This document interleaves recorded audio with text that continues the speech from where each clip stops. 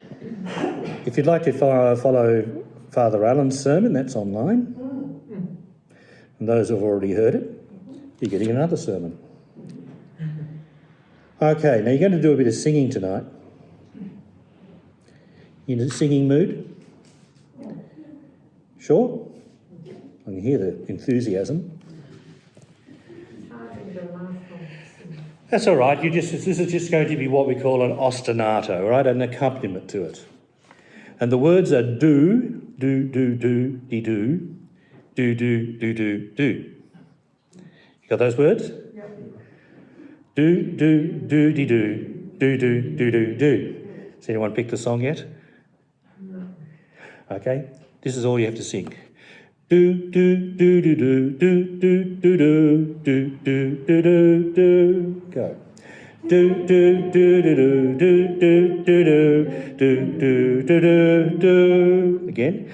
Do, do, do, do, do, do, do, do, do, do, do, do. Now take a breath. Do, do, do, do, do, do, do, do, do, do, do, do, do.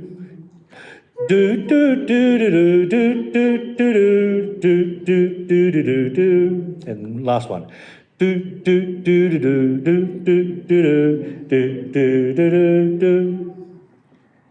Anyone got any ideas yet? All right, I'll get you to try and remember that, and I'll sing over the top. Go. Do do do do do do do do do do do do. Again. Do do do do do do do do do do do do. Now up high. Do do do do do do do do do do do do do do. And last. Do do do do do do do do do do do do. Go again. Early in the evening, just about supper time, over by the courthouse, they're starting to unwind. 4 kids on the corner trying to bring you up. Willie plays a tune out and he blows it on his harp. Now together. Down on the corner, out in the street, Willie are the poor boys are playing. Ring a nickel, tap your do do do do do do do do do do do do. Start again. Jesus liked a party, he'd be simply there, mixing in the lively crowd, letting down his hair. No doubt he would give some coin and join the chorus's join. Listening to the lively beat, he more than tapped his feet. Down on the corner, out on the street, Willie and the poor boys are playing. Bring your nickel, tap your feet. Do do do do do do do do do do do. There you go. The choir at Massena got an opposition. Of course, that was the Creedence Clearwater revival song, Down on the Corner. Very easy. I usually start that with grade 7s to get them going. And it really does, eventually, because they get into it and then you play them in the original and away they go. What did you think of that word? Jesus liked a good party, but he also knew that people played a different tune and expected him to dance accordingly. So in the gospel today, there is a sense of this happening when Jesus says, "Get behind me, Satan." Now that's undoubtedly harsh in words spoken, but it's even more indirect of what Jesus said. 3 times Jesus had to say so far, particularly to Peter, epitomao. Now, it simply means shut up. Politely, as we tend to be in our readings in church, we take a slightly different nuanced view of a similar word used earlier. That word meant to shut down or rebuke. What follows is often repeated, but the inference is very much being shown, if not the annoyance of Jesus at Peter. Peter, being told to shut up, was also said, "Get behind me, accuser. your mind's not in the right place. I was once punished for a couple of hours for telling a classmate to shut up and was put in the cloakroom for about 2 hours. Another neighbour got me in trouble with my father when he said, "You've got to stop your son swearing," when all I did was tell my little brother to shut up. How times have changed. But I think that's probably left an egotistical bruise in my psyche. If not only telling Peter to shut up was not enough, Jesus then calls him, the first of all disciples, Satan. Looking back at the origin of the name, it means one who accuses or tests, for often by many it's personified. The fallen angel Lucifer gets bad press and usually advocates on behalf of the devil, which I suppose is not that strange given that Gabriel, Raphael and Michael are very busy out there advocating on behalf of God. What seems to be expected in most of the references to Satan is this: you set your mind on earthly things rather than that in heaven. When Jesus was tempted in the wilderness, the accuser or tester tempted Jesus with food or being immortal or all the political power in the world. Jesus stuck to his dance card and reminded the tempter that only God sustains. Human needs and desire are not your own desires and not part of God's wisdom. Human needs of desire to satisfy your own needs and goals are not part of God's wisdom. Each time the accuser left Jesus alone. The accusers and agents of Satan for Job were his friends and family. Having been dealt the most extraordinary plagues, hardship and terrorism, they advocate to Job, just give in, renounce God and die. It'll stop then. Job withstood the temptation and remained steadfast to God. He received as a reward a new beginning, a prosperity beyond our wildest dreams. So why would Peter, the rock on which our church is founded, say that Jesus must dance to a different tune? The tune that Peter wants, Jesus, is naming Jesus as the Messiah, the one who will lead Israel to prominence. You are the Messiah. Immediately, Jesus began to teach about what it truly means to be the Messiah. He will be handed over. He will be tried. He will be crucified, descended to the dead, and on the third day rise. And this is where Peter takes him aside. Jesus had told them not to say anything about this openly. That may seem a bit strange for some, but it does make some sense. Suppose people understood Jesus to be the Christ, the one who will save, which is what his name says. In that case, their expectations will be that of a nationalistic Israel of world power and dominance. Princeton Professor of Biblical Studies, C. Clifton Black, summarised the situation that Jesus was trying to avoid.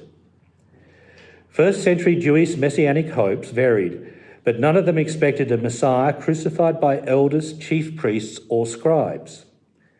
Writings like 4 Ezra, 2 Baruch and the Qumran's Damascus document dreamt of idolised rulers who would judge the wicked and restore Israel's righteousness. None of these messiahs handed their followers a cross to be shouldered en route to their own Golgotha. In no gospel does Jesus say, "It is my responsibility to die for you," while you applaud my heroism. Instead, the Son of Man is ordained by God to suffer, die and be raised, and so are his followers. He said, "Follow me." Are you coming? Are you coming? What a question. The cross, not just a romanticised symbol, was the instrument of torture and degradation. It was the ultimate and most painful humiliation. Is this a dance card you could accept in your life? Would you like to do the dance of torture and death as if it was a good thing? No wonder Peter balks at the idea of following Jesus. He was schooled with those scriptures. He knew what was expected, but this is not what Jesus was saying. I picked up a few other things in the writing of Black. Throughout the paragraph, he places in brackets alternative names to the elders, chief priests and scribes. It made me smile. An elder are the lay leaders. The chief priests are the tall steeple preachers, and the scribes are all the biblical scholars and theologians. All the texts referred to are not part of our canonical Bible. Ezra, Baruch and a document from the Quran are not there. They're all written as Israel once longed for and did eventually return to Jerusalem.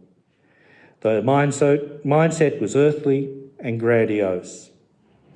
The temple's rebuilding was meant to be a sign of gaining not only God's pleasure, but a sign to the rest of the world of their importance. Somehow in all of this, what God desired was codified and set in place as rules to follow. It was hoped that by following the rules, once again, God's favour would be upon his chosen.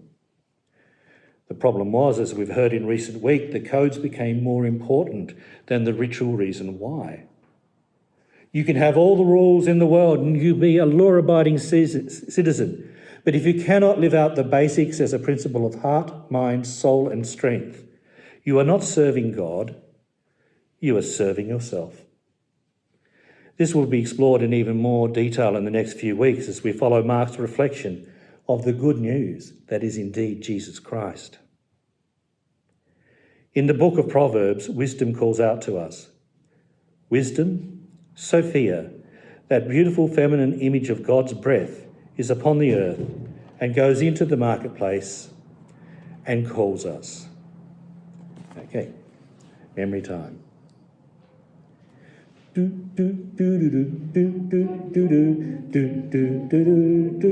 go. Early in the evening, just about supper time, over in the courtyard, they're starting to unwind. Four evangelists raise their voices, hoping you will hear. Wisdom picks the tune out, and the scholars disappear. Down on the corner, out in the street, wisdom is with the preachers. Spend a moment, stop your feet. I'm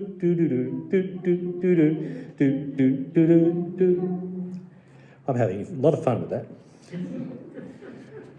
Jesus was not prepared to dance to the tune of the apocryphal writings. He was calling to the disciples and the 12 to return to the basic understanding of God's love for us. It had nothing to do with earthly grandeur. For waywardness kills the simple, and the complacency of fools destroys them.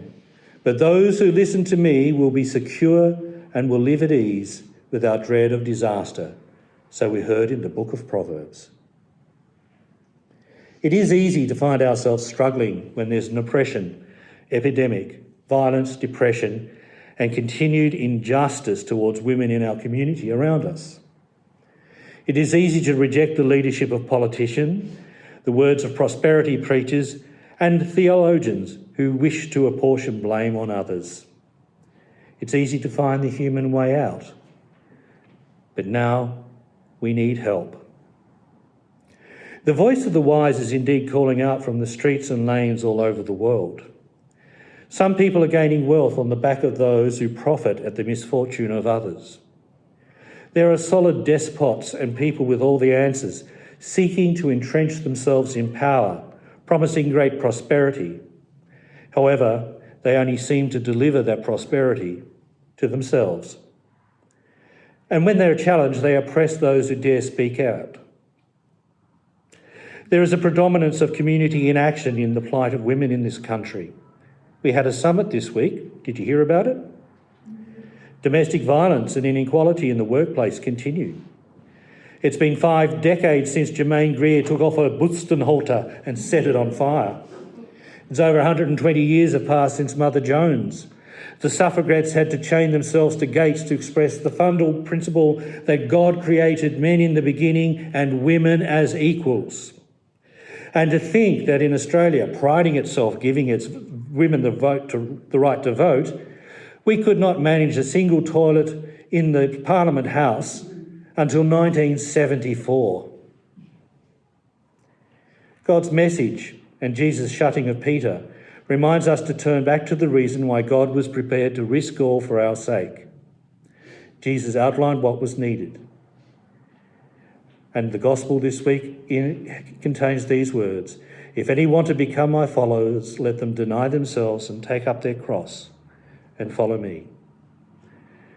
Are you coming? Asked Jesus. Maybe it is more than a Clearwater revival needed for us to give credence to God in our community.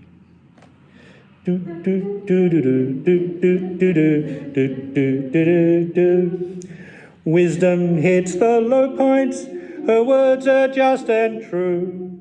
Prophets come and prophets go, and solo to the queue. Jesus comes and preaches, to the leaders he does share.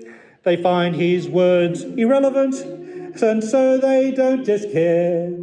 Down on the corner, out in the street, wisdom is with the preachers, setting God's words to a beat. Down on the corner, out in the street, people are looking for a saviour. Let's hope he's discreet.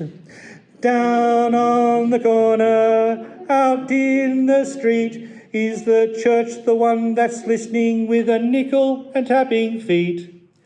Do do do do do do do do do do do do.